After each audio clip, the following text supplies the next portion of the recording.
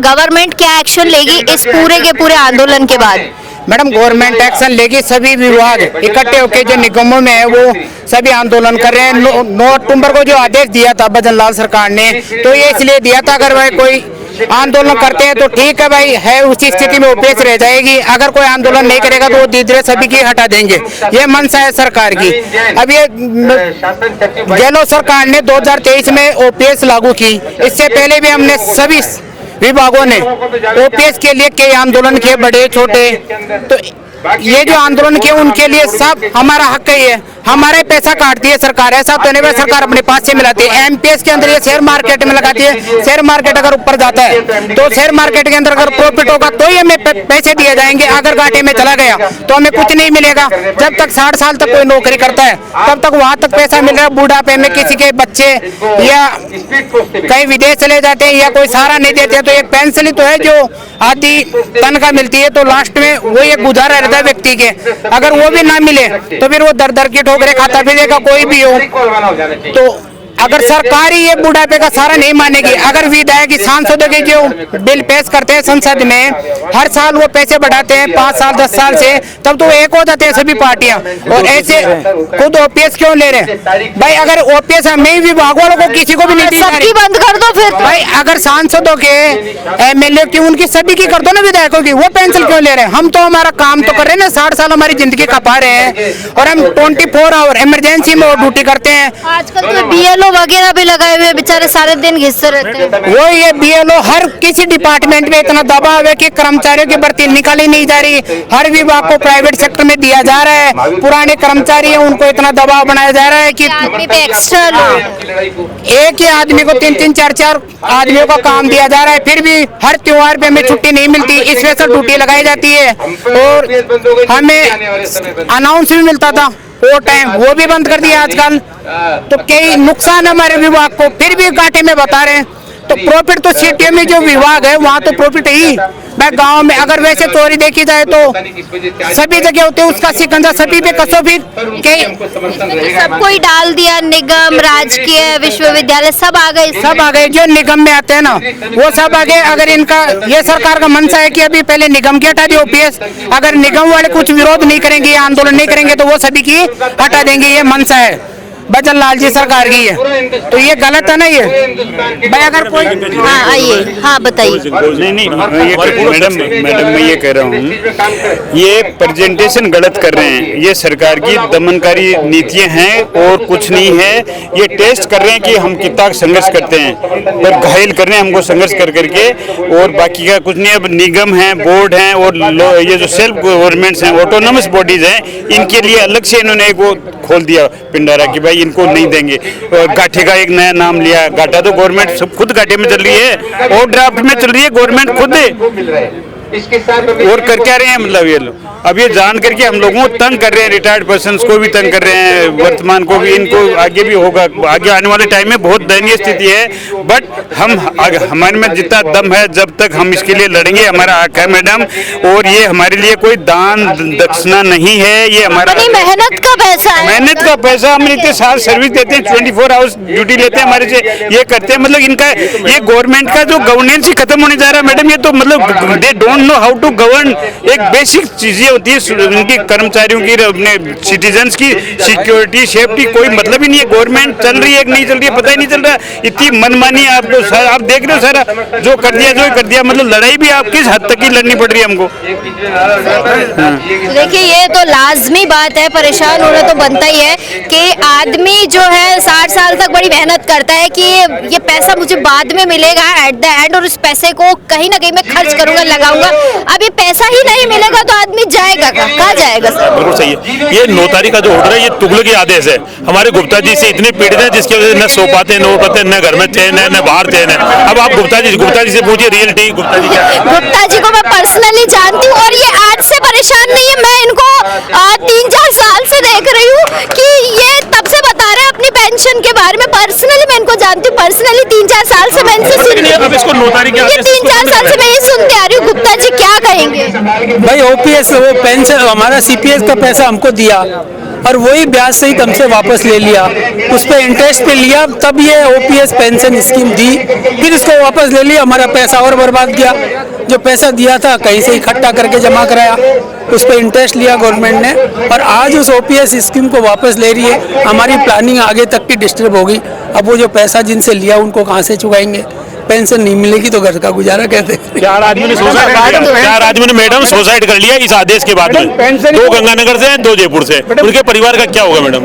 Pension ही बुढ़ापे का कवच है, इसको तो हम लेके रहेंगे। और हम लोगों को तो ये बाद में लागू की थी, पैसा देने के बाद हमसे पैसा वापस लिया गया, इंटरेस्ट सहित। पता होता तो पैसा ही नहीं भरते ना। बिल्कुल सही बात है, पैसा नहीं देते, और उसी पैसे पे हम उसी भी पैसे पे इनकम टैक्स दे रहे हैं। उन्होंने कहा कि मैंने किसी से लेकर पैसा भरा है, और उसी पैसे पे हम टैक्स दे रहे हैं जो वापस मिल रहा है उस पे। तो सर आप मिलेंगे कैसे? पैसा मांगेगा वो तो। जब रिटायर हुए ना मैम, रिटायर हुए तो आप इन्होंने सीपीएफ का पैसा दे दिया, सीपीएफ का पैसा दे दिया। अब वापस स्कीम लागू करके और वापस मांगा तो पैसा इकट्ठा करना पड़ा मैडम, कुछ बेचना पड़ा है, कुछ कोई चीजों को उधार लिया, बैंक से लिया, उधार लिया, प्रॉपर्टी बेच के जमा कराए थे पैसे, अब वही बंद कर रहे हैं, वो पैसे भी गायब हो गए। कुछ महिलाएं भी है मेरे साथ, मैं जरा अपने सहयोगी कहूँगी इधर आइए। देखिए अभी काफी सारे लोगों को हमने सुना, अब मैं एक बार महिलाओं की भी सुन लेते हैं कि क्या कहेंगे गवर्नमेंट को। आप लोग सुबह से यहाँ बैठे हैं, कोई अधिकारी आया हो, कोई सरकारी नुमाइंदा आया हो आपकी बात सुनने के लिए? कोई आया? नहीं, कोई भी नहीं आया। मैं ये कहना चाहूँगी सरकार से कि जब आप 5 साल के लिए नियुक्त होते हो तो आपको पेंशन चाहिए, ओल्ड पेंशन, और हम कर्मचारी जो 60 साल की एज तक यहाँ पर हम काम कर रहे हैं, हमें क्यों नहीं चाहिए ओल्ड पेंशन? हमें क्यों नई नई पेंशन दी जा रही है? हमें नहीं चाहिए, हमें सिर्फ ओल्ड पेंशन चाहिए।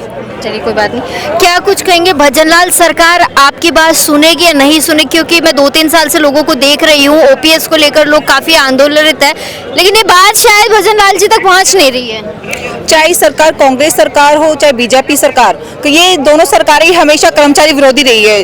कांग्रेस सरकार में भी जब ओपीएस लागू की थी तो हमें कई तरह की धरना प्रदर्शन आंदोलन करने पड़े थे, तब जाके ओपीएस लागू हुई है। इसी तरह से बीजेपी सरकार है, अभी 9 अक्टूबर को जो उन्होंने आदेश निकाला है ओपीएस को बंद करने का, उसका विरोध आज हम सभी कर्मचारी संगठन राजस्थान सरकार की जो भी विभाग है सभी यहाँ एकत्रित होकर के उनके कर्मचारी संगठन के कर्मचारी पदाधिकारी उसका विरोध कर रहे हैं। जब तक सरकार इस आदेश को रद्द नहीं कर देती, जब तक हम इसका विरोध प्रदर्शन करते रहेंगे। आप एक महिला हैं, काफी सारे अरमान होंगे कि जब आप रिटायर होंगी तो बहुत सारा पैसा मिलेगा, बच्चों का ब्याह होगा या आप मकान खरीदेगी या कुछ कई सारे ड्रीम्स होंगे आपके, और अगर ये पैसा नहीं मिलता है तो क्या होगा? क्या सोचेंगे आप? देखो ये सभी जो चाहे कर्मचारी, महिला कर्मचारी हो चाहे पुरुष कर्मचारी, ये सभी की मंशा होती है कि ओपीएस लागू, क्योंकि ओपीएस का एक बुढ़ापे का सहारा होता है। वो जो ओपीएस होगी उसके और उसके अनुसार उनके परिवार का पालन पोषण वगैरह, जो उनकी बुढ़ापे की जो सेवा वगैरह सब कुछ होती है, तो उसी से होता है। तो हर सबका अरमान होता है हर कर्मचारी का कि ना उसको ओपीएस उसका जो अधिकार है वो उसको मिले। चलिए बहुत शुक्रिया। देखिए बात तो ठीक कही है इन्होंने कि हर कर्मचारी का अधिकार होता है कि उसे ओपीएस मिले, और अभी मैं भी यही सोच रही थी, मैं इतने सारे लोगों को देख रही थी, काफी सारे बुजुर्ग लोग थे यहाँ पर जो रिटायर हो चुके हैं, और देखिए अरमान है बहुत सारे कि मेरा पैसा आएगा तो मैं अपने बेटे को दूंगा, मैं अपनी बेटी को दूंगा, या अपना घर बनवाऊंगा, या कोई किराए पे रह रहा होगा तो उसके खूब सारे ड्रीम्स होंगे, न जाने क्या क्या उसने सोच रखा होगा। और अब आपको ऐसा सुनने को मिले कि पैसा ही आपको नहीं मिलेगा, और मिलेगा तो वो इतना कट के मिलेगा कि जिससे आप कुछ कर ही नहीं सकते। तो बहुत सारे लोग हैं, अगर हम इनकी सुनने बैठे ना सुबह से शाम हो जाएगी, लेकिन तकलीफें खत्म नहीं होंगी। ये वही शहीद स्मारक है जहां रोज कोई दिन ऐसा नहीं जाता होगा जब इस शहीद स्मारक पर पीड़ित नहीं बैठता होगा, कोई दिन ऐसा नहीं जाता होगा जब यहाँ पर लोग आकर ये नहीं कहते होंगे भैया मैं परेशान हूँ। लेकिन इस परेशानी का हल एक्चुअली में किसके पास है? कौन इसका हल निकालेगा? इतने सारे लोग हैं, ना जाने कहाँ से आए। कहाँ से आए सर? आप भी इसी के अंतर्गत आते हैं, कहाँ से आए? जॉबनेर। क्या लगता है भजनलाल सरकार सुनेगी इस बात को? नहीं सुन रही, जब तो धरना प्रदर्शन कर रहे हैं। सुन लेती तो ये करना ही नहीं पड़ता। नहीं करना पड़ता, सुन लेते। पैसा अगर नहीं मिलता है सर तो क्या होगा? बुढ़ापे का सहारा छिन जाएगा, मजबूरी हो जाएगी, खाने पीने के लाले पड़ जाएंगे परिवार पे। अंकल क्या कहेंगे? सरकार अगर इस पैसे को रख लेती है, आम आदमी के साथ क्या होगा? आप आम आदमी है, मुझे पता बहुत अच्छे से चीज बताएंगे। आपकी बीवी ने, आपके बच्चों ने सोच रखा होगा कि ये पैसा हमारा बुढ़ापे का सहारा है, और अगर ये पैसा आप लोगों को नहीं मिलता है तो? आइए सर, आप आइए, आप बताइए। आप एक आम आदमी हैं, बहुत सारे अरमान है आपके कि मेरा सारा इकट्ठा होके पैसे मिलेगा तो मैं पता नहीं क्या कुछ करूंगा। अब सरकार ने कह दिया कि पैसा आपको मिलेगा लेकिन कट पिट के मिलेगा, क्या करेंगे? क्या क्या करेंगे? बच्चों के दिक्कत आ जाएगी। हम बच्चों से मांगना पड़ेगा, कितने कमाते हैं वो, कितने नहीं कमाते, उनसे अब 60 साल तक स्वाभिमान पर इन्होंने हमने नौकरी की है, बच्चों के आगे हाथ फैलाना पड़ेगा। तो ये जो 40-50 हजार रुपये जो भी ओपीएस के जितने भी 30-35-40 हजार, उसे अपना वो गुजारा आराम से चला सकता था बूढ़ा हो के। अब वो टेंशन में वो जल्दी खत्म हो जाएगा। का घर कर लेता, बीमार हो गया उसके टेंशन हो जाएगी। ये जितने भी कर्मचारी यहाँ आए हैं वो सभी इसी से दुखी होकर आए हैं, भजनलाल सरकार से दुखी होकर आए हैं कि इन्होंने 2.5 साल शासन चलाया, कैसे चलाया, क्या किया क्या नहीं किया। इन्होंने तो कुटाराघात कर दिया एक तरह से, है कि नहीं? तो उनको वापस चालू करनी चाहिए, सरकार को वापस चालू करनी चाहिए। चलिए बहुत शुक्रिया। इधर आइए जरा, क्या क्या कहेंगे भैया? जो पुरानी पेंशन है हमारी, जो क्योंकि अब वर्तमान स्थिति ये हो गई कि हमारे पास पेंशन का कोई विकल्प नहीं था। सरकार ने कांग्रेस सरकार ने जो हमको दिया वो 2.5 साल बाद लेने की मांग कर रही, वो आदेश निकाल दिया है। जबकि 2.5 साल सरकार पहले तो ये उम्मीद थी कि ओपीएस मिल रही है तो दे दी। अब 2.5 साल चलाने के बाद में ये उम्मीद कर रहे हैं कि हम नहीं देंगे तो देंगे क्यों नहीं, जबकि आर्थिक स्थिति से कमज़ोर सरकार ही बना रही है। जो योजनाएं लागू कर रही है वो वित्त पोषक तौर पर गवर्नमेंट से, सेंट्रल से ले रही है और वर्ल्ड बैंक से भी पैसा ले रही है। मगर उम्मीद है कि वो पैसा ले रही है उसको चुकाने का जरिया तो कोई है नहीं। उद्योगपतियों को जो धंधे में रोजगार दे रही है, जो भी टेंडर्स निकल रहे हैं वो सरकार निजी कंपनियों को दे रही है। सरकार की जो कंपनियां हैं उनका जो स्थिति है बहुत ही नाजुक कर रखी है। बता दें कि फाइनेंस स्थिति कमज़ोर है, मगर स्थिति ये है कि सरकार स्थिति जो निजी उद्योगों को स्थापित करने में लगा रही है, उतना विकल्प अगर सरकारी स्तर को बढ़ाए तो बहुत ही बेहतर होगा। और पुरानी पेंशन लागू होती है तो अच्छा है कि सभी रोजगार मिलेगा। आज की स्थिति ये है कि मैं अगर मकान बनाने की स्थिति लूँ कि मकान लूँगा तो मुझे लग रहा है कि भाई मकान की किस्त कैसे चुकाऊंगा, क्योंकि सोचना और पड़ेगा अब तो लेना है नहीं लेना है। वर्तमान में स्थिति ये हो गई कि मैं 40 साल मेरे 20 साल सर्विस है।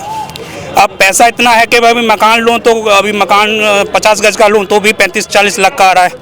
और अगर मैं 50 से कम ले नहीं सकते, 100 की सोचें तो पता नहीं कितना स्थिति है। 50 गज नहीं ले सकते। तो अब स्थिति है कि अब पैसा लगाएं तो कहाँ।